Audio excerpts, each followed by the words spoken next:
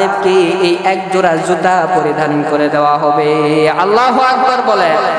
এক জোড়া জুতা পরিধান করে দেওয়া হবে।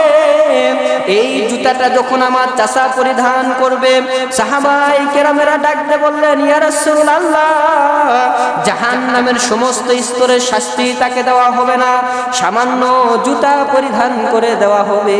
তাহলে জুতার দ্বারা কি শাস্তি তিনি পাবে?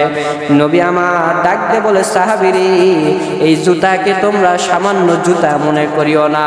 এই জুতুকে এমন একটা জুতা তাকে পরিধান করে দেওয়া হবে, এই জুতাটা তার পায়ে দেওয়ার সঙ্গে সঙ্গে তার মাথার মগজগুলি ঠাস ঠাস করে ফেটে ফেটে যেতে থাকবে।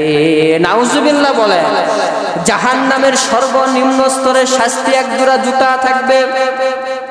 এই জুতার এমন পাওয়ার আমার আল্লাহ দিয়ে দিবে, জুতা পরিধান করার সঙ্গে সঙ্গে মাথার মগজগুলি টাস টাস